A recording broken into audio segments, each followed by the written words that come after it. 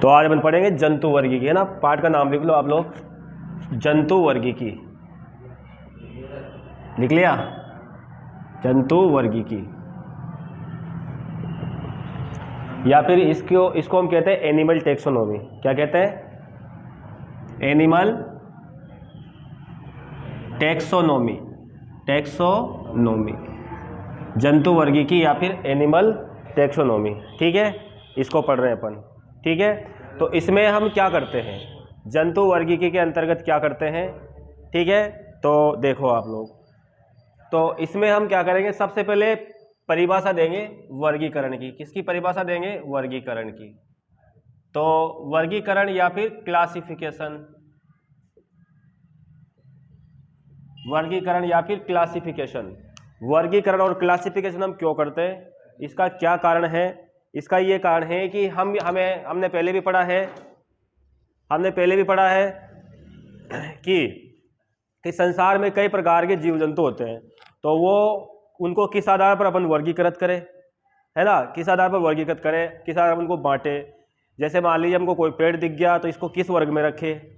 जैसे हम अपने घर में भी क्या करते हैं, एक अलमारी होती है, उसमें कपड़े अपन सिस्टम से जमाते हैं, या कोई अलमारी होती है, या फिर कोई जो अपनी किताबें जमी होती है, लाइब्रेरी होती है, वहाँ पर भी हम अध्ययन की दृष्टि से सुविधा करने के लिए इन सब चीज़ों को क्या करते हैं, व्यवस्था से जमाते हैं। इसीलिए इसको हम व्यवस्था से जमने का क्या फ़ायदा होता है कि हम जैसे ही कोई नंबर डाल देते हैं कि इस नंबर पे ये किताब होगी, निकाल के ले आते हैं।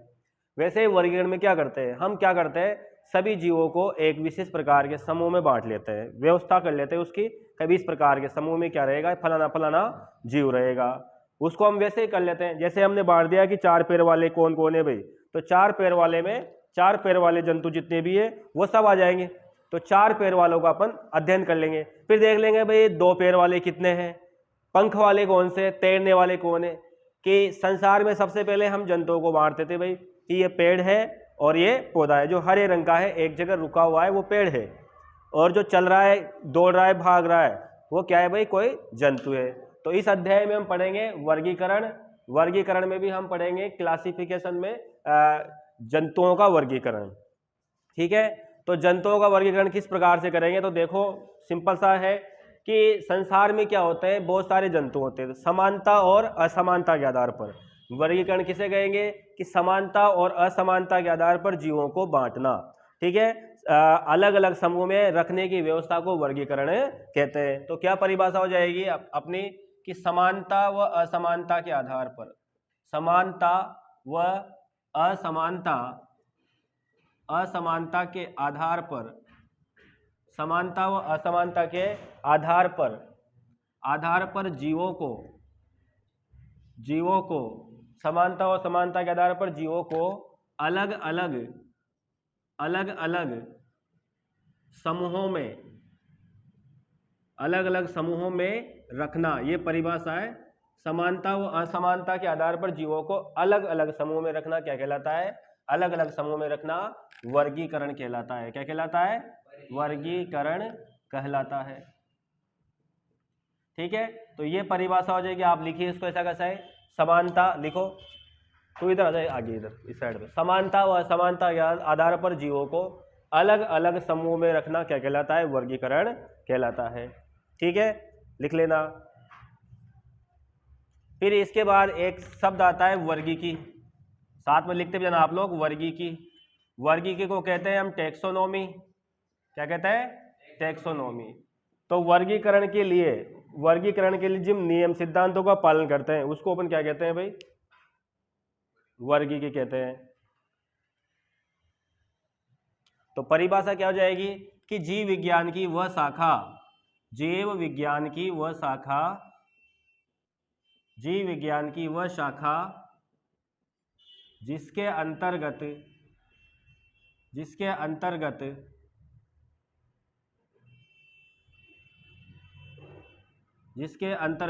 जीव विज्ञान की वह शाखा जिसके अंतर्गत हम क्या करेंगे, जीवों के वर्गीकरण, जिसके अंतर्गत जीवों के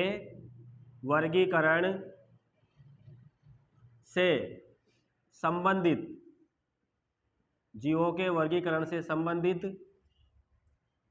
नियमों व सिद्धांतों का पालन किया जाता है, नियमों व सिद्धांतों का पालन किया जाता है।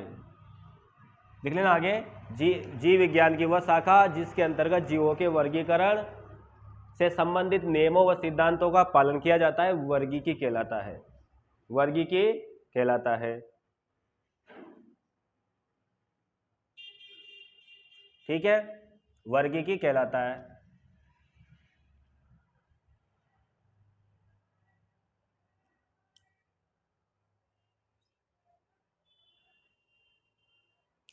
ठीक है, वर्गीकी। अब वर्गीकी में जो टेक्सोनोमी है, इस टेक्सोनोमी के बारे में बात कर लेते हैं। पहले लिख लो आप लोग, जीव विज्ञान की वह शाखा जिसके अंतर्गत जीवों के वर्गीकरण से संबंधित नियमों व सिद्धांतों का पालन किया जाता है, वर्गीकी कहलाता है, या वर्गीकरण विज्ञान कहलाता है, कुछ भी अपन कह सकते हैं इसको।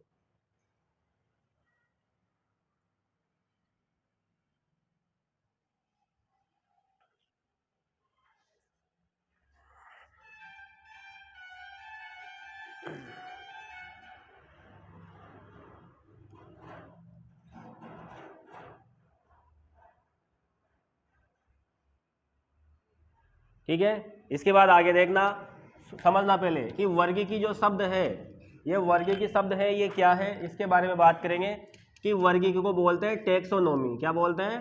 टेक्सोनोमी। तो क्या लिखेंगे? टेक्सोनोमी शब्द, या टेक्सोनोमी क्या है? ग्रीक भाषा का शब्द है भाई। कौन सी भाषा का शब्द है? ग्रीक भाषा का शब्द है, ग्रीक भाषा का, है ना। टेक्सोनोमी ग्रीक भाषा का शब्द है, जिसका अर्थ देखेंगे अपन। तो टेक्सोनोमी में दो शब्द होते हैं भाई। कितने शब्द होते हैं?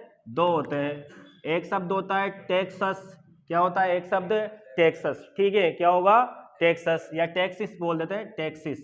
और एक शब्द होता है नोमस, नोमस। टेक्सस और टेक्सिस और नोमस। तो टेक्सोनोमी दो शब्दों से मिला। टेक्सिस का मतलब क्या होता है? व्यवस्था। क्या होता है? व्यवस्था। और नोमस का मतलब होता है यहाँ पर नाम। क्या होता है? नाम। व्यवस्था, या फिर नोमस का मतलब नियम भी कह सकते हो आप। क्या कह सकते हो? नियम। तो व्यवस्था, नियम। तो नामों की व्यवस्था का जो नियम है वो किस किताब में आएगा? टेक्सोनोमी में आएगा। एक और बात यहाँ पर, ये जो शब्द है टेक्सोनोमी, ठीक है ना, ये जो शब्द है टेक्सोनोमी, ये सबसे पहले किसने दिया था? तो इसके लिए अपन बात करेंगे कि टेक्सोनोमी शब्द, टेक्सोनोमी शब्द सर्वप्रथम एक वैज्ञानिक दिया था। सर्वप्रथम टेक्सोनोमी शब्द सर्वप्रथम एक जिसका नाम था A.P.D. कैंडोले। क्या नाम है? A.P.D. कैंडोले। जैसे नाम आता है ना A.B. डिविलियर्स, नाम आता है ना A.B. डिविलियर्स, जैसे क्या नाम आएगा? A.P.D. कैंडोले। रखना नाम याद, बहुत मोस्ट है ये, कई बार पेपर में पूछा गया, आरपीएससी थर्ड ग्रेड वगैरह सभी में। टेक्सोनोमी शब्द किसने दिया था, ये शब्द किसने दिया था, और वो शब्द किसने दिया था। तो लिखो, मैं बोल रहा हूँ जो लिखो, मैं बोल रहा हूँ जो लिखो। लिखो टेक्सोनोमी, टेक्सोनोमी ग्रीक भाषा का शब्द है। इधर से देख के लिखोगे क्या? चलो इधर से लिख लो। टेक्सोनोमी ग्रीक भाषा का शब्द है।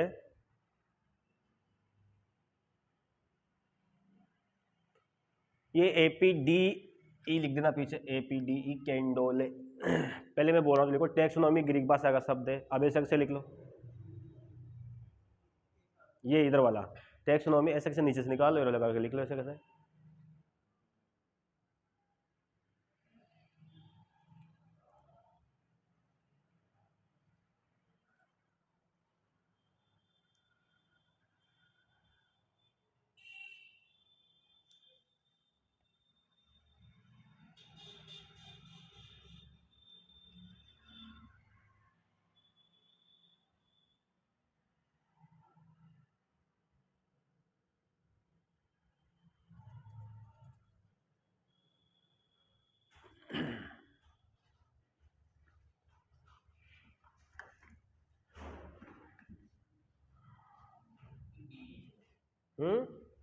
A.P.D.E. कैंडोले, A.P.D. कैंडोले। ठीक है, आगे बात समझ में। अब इसके बाद आप देखोगे कि ये जो शब्द दे दिया, ठीक है, A.P.D. कैंडोले है ना। अब ये लिखा भी तो आपने ये लिखा ना, अब ये नहीं लिखा ना, लिखो। अगला लिखो टेक्सोनोमी शब्द, ये भी लिख लिया क्या? टेक्सोनोमी शब्द सर्वप्रथम एपीडी कैंडोले ने दिया था।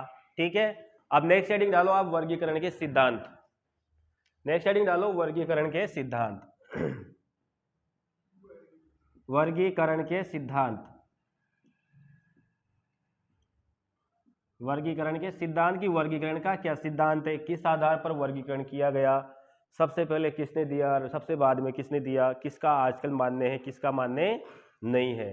तो इस वर्गीकरण का जो सिद्धांत है वो सबसे पहले जो वैज्ञानिक आते हैं उन वैज्ञानिक का नाम आता है अरस्तु है। पहले लिखना नहीं, सबसे पहले एक वैज्ञानिक का नाम आया अरस्तु।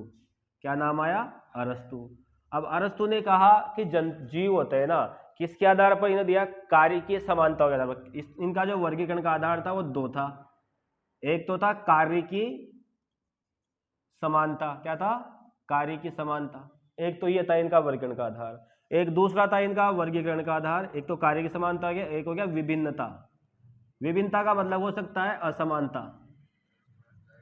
तो समानता और असमानता के आधार पर जंतुओं को, है ना, अरस्तु ने जंतुओं को बांटा। ये कब दिया था? ये दिया था भाई ईसा से 350, ईसा से 350 वर्ष पूर्व, या 350 ईसा पूर्व, ईसा वर्ष पूर्व हो सकता है ना। तो इस प्रकार से ये दिया इन्होंने, अरस्तु ने। क्या दिया? इन्होंने कहा कि जो जंतु होते हैं वो दो प्रकार के होते हैं। कितने प्रकार के होते हैं? दो प्रकार के। एक तो होगा भाई जिसका नाम है अंडज, है ना, अंडज, और दूसरा होगा जरायुज। हाँ, जरायुज। अंडज का मतलब जो अंडे देते हैं, क्या देते हैं? अंडे देने वाले। ठीक है, ये थे कौन से? बच्चे देने वाले। तो अंडे देने वाले और बच्चे देने वाले, इस आधार पर अरस्तु ने वर्गीकरण किया। कब किया? 350 से ईसा वर्ष पूर्व। तो लिखो, साधु संत नहीं था, ये दार्शनिक था। वे दार्शनिक, दार्शनिक बोलते हैं इनको पहले वाले लोगों को। पहले वैज्ञानिक नहीं कहते थे। पहले आंखें बंद करके ईश्वर को याद किया जाता था कि हे ईश्वर, पेड़ कैसा होता है ना, ये सब चीज ऐसे दिया था। तो लिखो भाई, सबसे पहले लिखो वर्गीकरण के सिद्धांत। लिख लिया? तो लिखो, हेडिंग डालो वर्गीकरण के सिद्धांत पहले तो।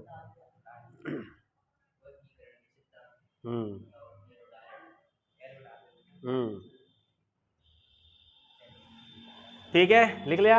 अब ऐसे एरो लगा के लिखो, मैं बोल रहा हूं लिखो, वर्गीकरण के इतिहास में, वर्गीकरण के इतिहास में पहला नाम,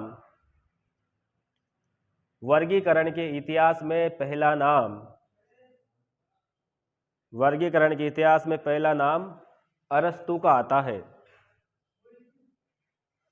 पहला नाम अरस्तु का आता है। वर्गीकरण के इतिहास में पहला नाम अरस्तु का आता है, जिन्होंने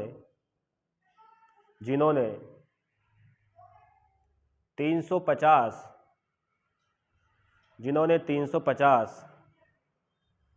ईसा पूर्व, जिन्होंने 350 ईसा पूर्व जीवों को, 350 ईसा पूर्व जीवों को समानता और असमानता के आधार पर, जीवों को समानता और असमानता के आधार पर, समानता और असमानता के आधार पर दो भागों में वर्गीकृत किया। समानता और असमानता के आधार पर दो भागों में वर्गीकृत किया, दो भागों में वर्गीकृत किया। समानता और असमानता के आधार पर जीवों को दो भागों में वर्गीकृत किया। ऐसे लिख लो शॉर्ट में आप तो, अंडज और जरायुज। ऐसे लिखो, बोर्ड पे लिख रहा है, देखो इधर, ऐसे अंडज लिख लो और फिर जरायुज लिख लो। अंडे देने वाले, बच्चे देने वाले। अंडे देने वाले कौन कौन हो सकते हैं? जैसे कि एम्फीबिया, पिसीज, एवीज, रेप्टिलिया में लिख देता हूं। एम्फीबिया,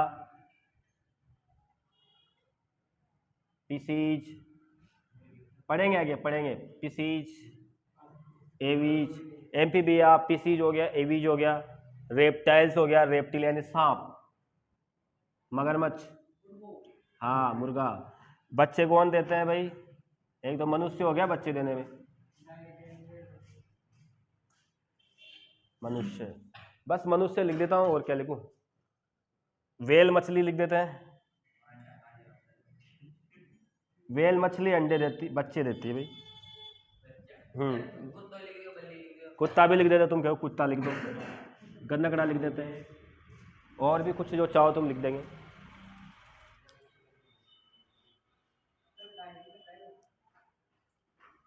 मैं 1 सेकंड आ रहा हूँ, देखो है ना। हेलो दोस्तों, हाय, आपका स्वागत है।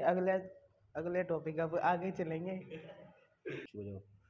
देखो वर्गीकरण में अब दूसरा नाम किसका आएगा, एक और वैज्ञानिक है कि वर्गीकरण में दूसरा नाम किसका आएगा। ठीक है, तो लिखो आगे, लिखना वर्गीकरण के इतिहास में दूसरा नाम लिखो। लिखो आगे, मैं बोलो से लिखते जाओ।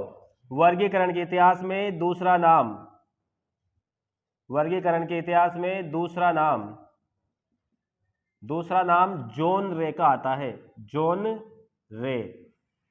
देखो वर्गीकरण के इतिहास में दूसरा नाम जॉन रे का आता है, जॉन रे का आता है, जिन्होंने, ये लिख रखा, जॉन रे आता है जिन्होंने जाति संकल्पना को, या जाति संकल्पना, ऐसा लिखो, जाति संकल्पना, दिख रहा नहीं दिख रहा, जिन्होंने जाति संकल्पना, ठीक है, जिन्होंने जाति संकल्पना को दिया, ठीक है, जाति संकल्पना को दिया।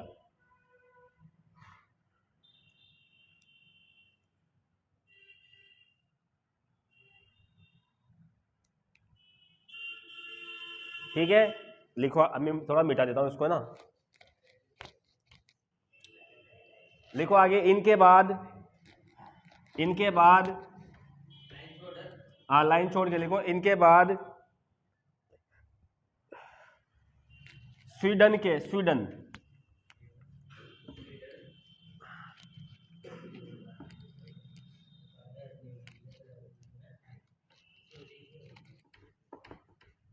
इनके बाद स्वीडन के वनस्पति शास्त्री, लिखो स्वीडन के वनस्पति शास्त्री,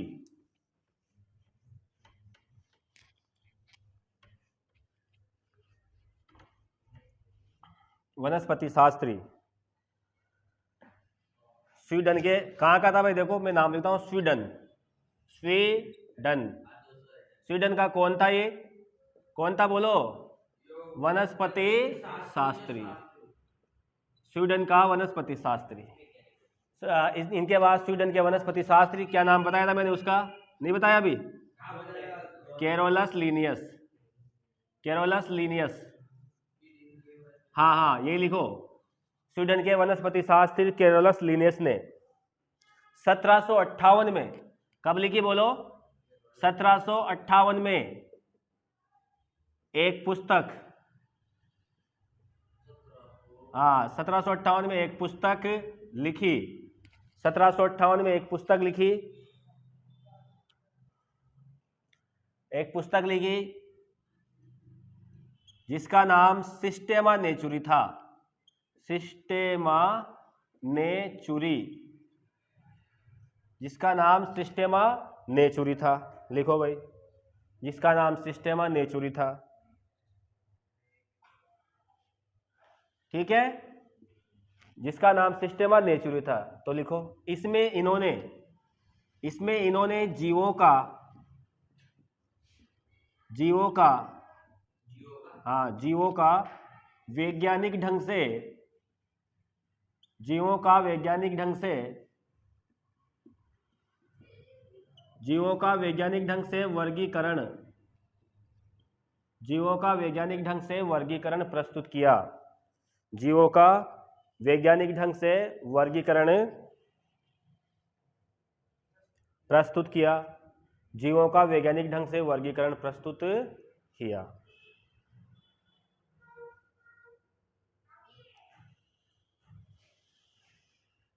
ठीक है, लिखो आगे, लिखो इनके वर्गीकरण का आधार, इनके वर्गीकरण का आधार जीवों की संरचना, लिखो जीवों की संरचना, इनके वर्गीकरण का आधार जीवों की संरचना, जीवों की संरचना व कार्य था,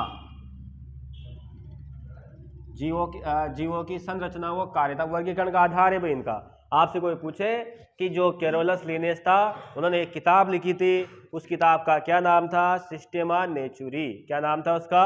सिस्टेमा नेचुरी।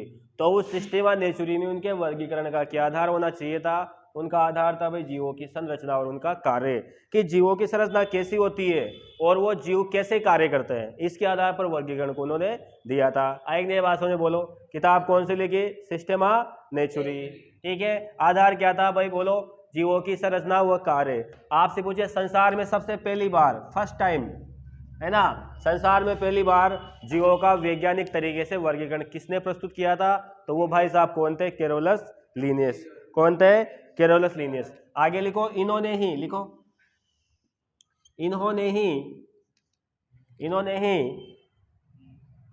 हाँ, इन्होंने ही द्विनाम पद्धति, इन्होंने ही द्विनाम पद्धति, द्विनाम पद्धति को जन्म दिया। या ऐसे लिखो, इन्होंने ही द्विनाम पद्धति को, हाँ लिख लो, लिख लो, को जन्म दिया, द्विनाम पद्धति को जन्म दिया। इन्होंने ही द्विनाम पद्धति को जन्म दिया, इसलिए इनका नाम क्या हो जाएगा? हाँ लिखो, इसलिए इनको, लिखो, इसलिए इनको आधुनिक, इसलिए इनको आधुनिक वर्गीकरण, वर्गीकरण विज्ञान या आधुनिक, हाँ, जीव का नाम 2 अक्षरों का बना होता है, आपने पहले पढ़ा चुका हूं मैं, एक नाम वंश का, एक नाम जाति का, पूरे नेम लिखाए थे, भूल गए? वही है ना, आधुनिक वर्गीकरण का पिता। क्या लिखा आपने? आधुनिक वर्गीकरण, हाँ, इसलिए इन्हें आधुनिक वर्गीकरण का पिता कहा जाता है, आधुनिक वर्गीकरण का पिता कहा जाता है।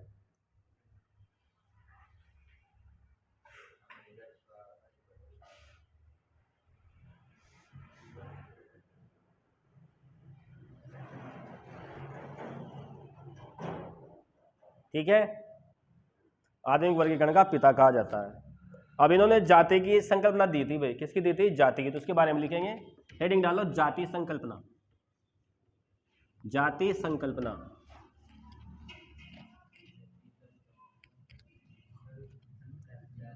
जाति,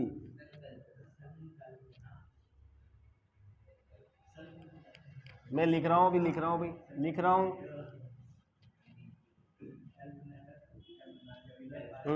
हाँ ये लिख रहे हैं, देखो देखो देखो, जाति संकल्पना,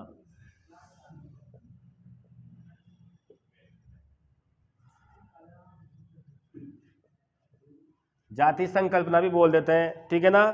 तो लिखो, लिखो इसमें, लिखो जाति, लिखो लिखो, हेलो, जाति वर्गीकरण की, जाति वर्गीकरण की सबसे छोटी,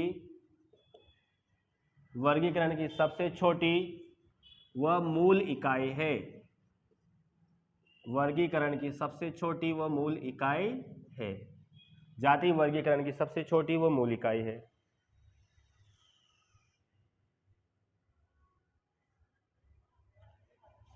फिर लिखना, जाति वह समूह है, जाति वह समूह है जो, पॉइंट नंबर 1, जाति वह समूह है जो आपस में प्रजनन कर, आपस में प्रजनन कर संतान उत्पन्न कर सके, संतान उत्पन्न कर सके। जाति वह है जो आपस में क्या करे? प्रजनन कर सकती हो, और क्या कर सकती हो? संतान उत्पन्न कर सकती हो।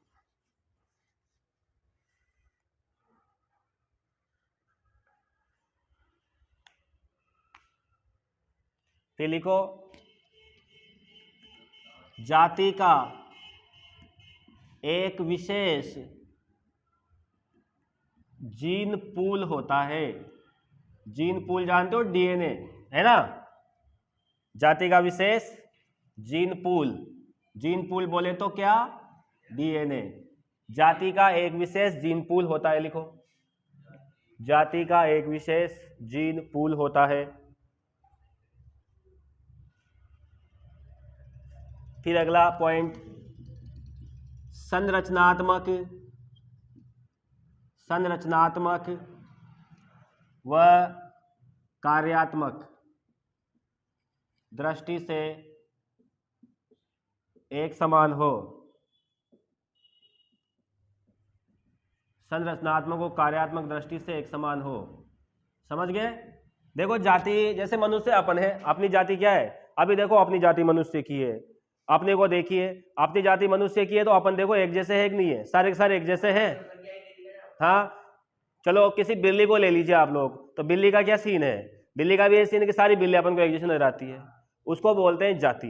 जो बिल्कुल एक जैसे नजर आते हो, देखो जिनकी संरचना एक जैसी हो, डॉग का इलाज करने जाएगा, मनुष्य का इलाज करेगा तो मनुष्य का ही करेगा, उसके बजाय कोई कुत्ता पहुंच जाएगा तो कुत्ते का अलग ढंग से किया जाएगा। आपको पता है मनुष्य के इंजेक्शन लगता है छोटा लगता है, और गाय भैंस का इंजेक्शन कैसा लगता है? बड़ा लगता है, इतना बड़ा इंजेक्शन लगता है। तो वो जाति का फर्क पड़ जाता है। जैसे कोरोना वायरस का टीका ले लीजिए आप लोग, पहले पशुओं पे प्रयोग किया गया, भाई पशुओं पे क्या इफेक्ट हुआ इसका, उसके बाद मनुष्य का काम किया गया, ऐसे सब में देखा जाता है ना। तो ये चीजों को आपको ध्यान रखना है कि जाति का मतलब क्या होता है कि ये तीन गुण तो यार को आपस में संतान पैदा कर सकते हो। देखिए क्या मनुष्य और मनुष्य आपस में संतान पैदा कर सकते हैं? नहीं कर सकते हैं भाई? कर सकते हैं ना? कर सकते हैं। इसके अलावा देखिए आप लोग, और क्या बोलते हैं, जैसे कुत्ता और बिल्ली है, क्या कुत्ते और बिल्ली में संतान पैदा हो सकती है क्या? नहीं हो सकती। लेकिन आजकल वैज्ञानिक विधियों से ये कर चुके हैं कि घोड़ा और गधा है ना, घोड़ा और गधे से क्या बना दिया गया? देखो घोड़ा है ना, घोड़ा और गधा दोनों को मिलाकर के खच्चर बना दिया गया। तो बताओ जाति की संकल्पना गलत हुई कि नहीं होगी ना? क्योंकि जाति की तो परिभाषा क्या है कि वो एक आपस में प्रजनन कर सकते हो, लेकिन प्रजनन करवा दिया इन्होंने। वैज्ञानिक ऐसी चीज है जो कुछ भी करा सकती है। चौथा पॉइंट ये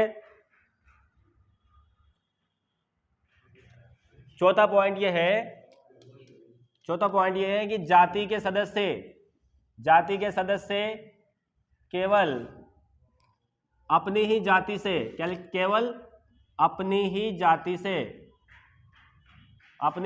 से संतान उत्पन्न कर सकते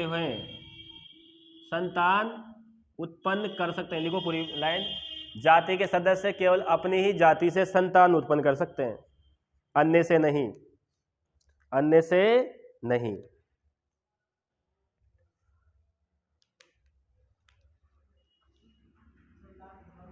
कर सकते हैं, बस जाति के सदस्य केवल अपनी ही जाति से संतान उत्पन्न कर सकते हैं, है ना। जाति के सदस्य केवल अपनी जाति से संतान उत्पन्न कर सकते, लिख लिया।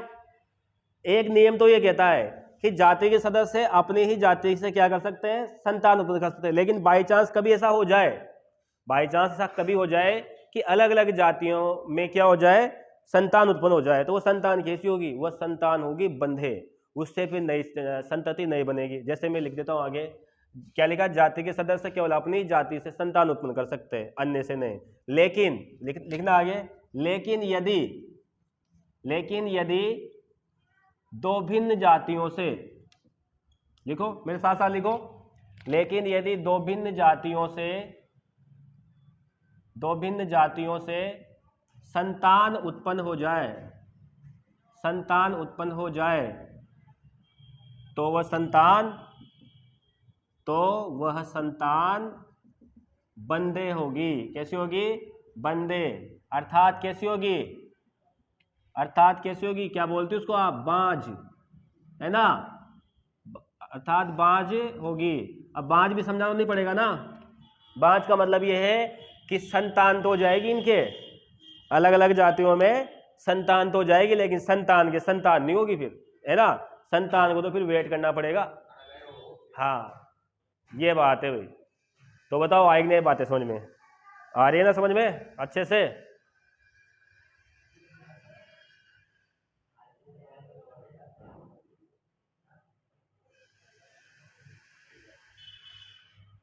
एक टाइम बता दो, चलने दो अभी तो। ठीक है, ये बात होगी। इसके अलावा अपन एक चीज और देखते हैं, वर्गीय पदानुक्रम। वैसे मैं तुम्हें पहले पढ़ा चुका हूं सारी बातें, है ना। तो नेक्स्ट हेडिंग डालो, वर्गीय पदानुक्रम। वर्गीय पदानुक्रम। वर्गीकी पदानुक्रम क्या होता है, इसके बारे में बात करते हैं। वर्गीकी पदानुक्रम, ये इसको बोलते हैं भाई टेक्सा। क्या बोलते हैं? टेक्सा। वर्गीकी पदानुक्रम या टेक्सा क्या होता है? लिखो, पहले हेडिंग डालो, वर्गीकी पदानुक्रम या टेक्सा।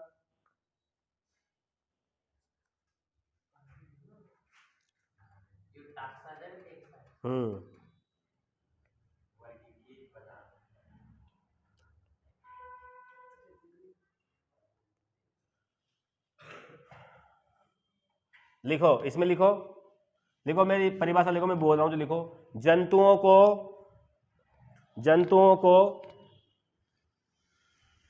जंतुओं को जंतुओं को जाति, लिखो, जंतुओं को जाति, वंश, कुल, गण तथा संघ या जगत भी लिखता हूं, संघ या जगत में वर्गीकृत किया गया है।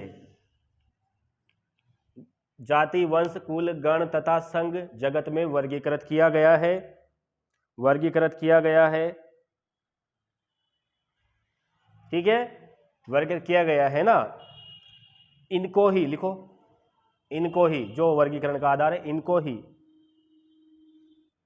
वर्गीकी पदानुक्रम कहते हैं।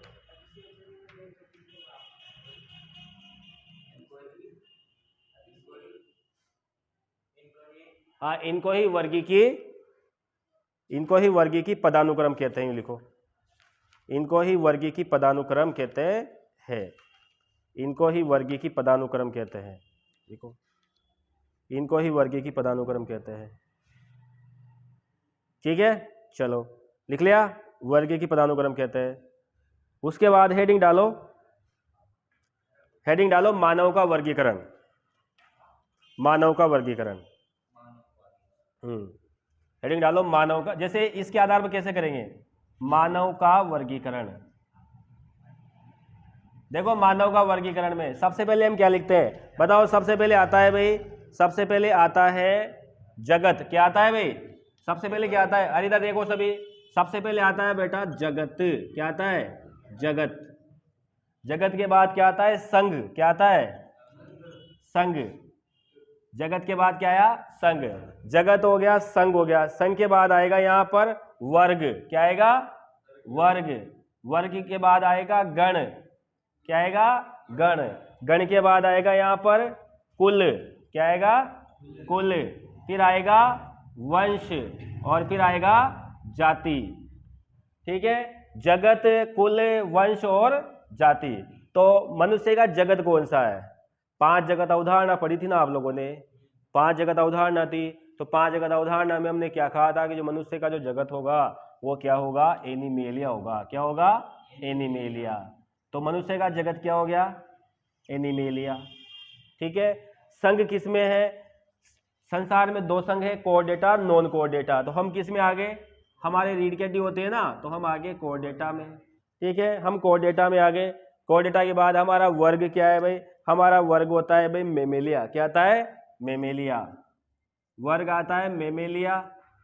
मेमेलिया के बाद आता है गण। हम किस में आते हैं? प्राइमेट में। किस में आते हैं? प्राइमेटा। गण कौन सा है हमारा? प्राइमेटा। या चलिंद्रा मार्ग। और कुल आता है हमारा होमोनिडी। कौन सा आता है? होमोनिडी। ठीक है, हमारा कुल कौन सा है? होमोनिडी। वंश क्या है हमारा? होमो, है ना। और जाति क्या है हमारी? सेपियंस। होमो और फिर जाति क्या हो जाएगी? सेपियंस। ठीक है, इस तरीके से। चलो उतार लीजिए फटाफट से, उतार लीजिए इसको पूरे पूरे को। मानव का वर्गीकरण उतार लीजिए। तो कोई याद रखना सबसे पहले इसको, है ना। तो मानव का वर्गीकरण में जगत क्या आएगा? एनिमेलिया। जगत संसार में 5 है भाई। कितने हैं? 5। 5 में सबसे पहला कौन सा है बताओ? मोनेरा। फिर कौन सा है? प्रोटिस्टा। फिर कौन सा है? कवक। फिर कौन सा है? प्लांटी। और फिर कौन सा है? एनिमेलिया। तो हमारा कौन सा हुआ? हमारा कौन सा हुआ? एनिमेलिया। फिर संसार में संघ 2 है, कोऑर्डेटा और नॉन कोऑर्डेटा। कोऑर्डेटा वो है जिनके जीवन में किसी न किसी अवस्था में हाँ एक ही तो है, जो हम तो एक में आएंगे ना, नॉन कोर डेटा में तो ये आएगा जिसके रीड के डी वगैरह नहीं होती, वो आएगा। हाँ बहुत से हैं ऐसे।